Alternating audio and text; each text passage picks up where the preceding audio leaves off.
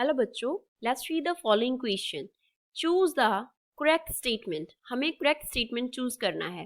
First, strong nuclear forces are charge independent. Strong nuclear forces charge independent होती हैं। Second, weak nuclear forces are charge independent. Weak nuclear forces charge के independent होती हैं।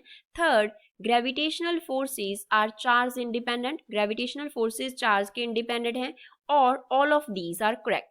Before solving this question, we will talk about the key concept of the question, that what is meant by charge independent. Charge independent का means क्या होता है? अब इसके name से क्लियर हो रहा है। चार्ज के हम चार्ज्ड पार्टिकल्स की बात कर रहे हैं। चार्ज्ड पार्टिकल्स की बात कर रहे हैं। अब अगर चार्ज्ड पार्टिकल्स होंगे तो उनके ऊपर क्या होगा? कुछ ना कुछ चार्ज होगा। तो अगर जो उस चार्ज के ऊपर फोर्स डिपेंड नहीं करता, अगर उस चार्ज के फोर्स क्या है? इंडिपेंडेंट है, तो हम ऐसी फोर्स को बोलते हैं चार्ज इंडिपेंडेंट फोर्सेस। तो चार्ज इंडिपेंडेंट फोर्सेस क्या होती हैं? जो चार्ज पे डिपेंड नहीं करती। अब फर्स्ट एंड सेकंड ऑप्शन में हमें क्या दिया गया है? दोनों में न्यूक्लियर फोर्सेस दी गई हैं। दोनों में न्यूक्लियर फोर्सेस दी गई हैं। न्यूक्लियर फोर्सेस एक्ट कहाँ पे करती हैं? न्यूट्रॉन एंड न्यूट्रॉन में एक्ट करती हैं। सेकंड, ये एक्ट करती हैं न्यूट्रॉन एंड प्रोटॉन में। थर्ड, प्रोटॉन एंड न्यूट्रॉन में। अब न्यूट्रॉन का जो चार्ज है, न्यूट्रॉन को रिप्रेजेंट किया है n से, तो न्यूट्रॉन का जो चार्ज है वो क्या है? डिफरेंट है than the charge of proton. Different है देन चार्ज ऑफ प्रोटॉन।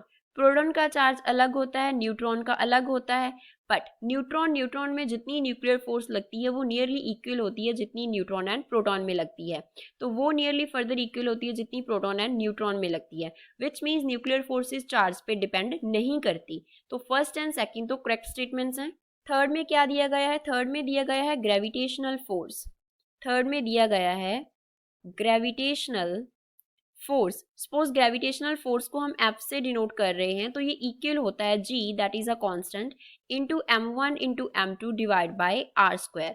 यहाँ पे m1 एंड m2 जो है वो क्या रिप्रेजेंट करते हैं? मासेस को रिप्रेजेंट करते हैं।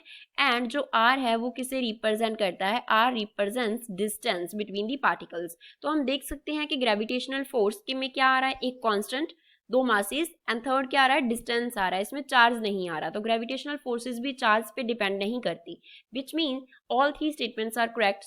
So we will choose 4 as a correct option, that all of these statements are correct. I hope you understood it well. Thanks.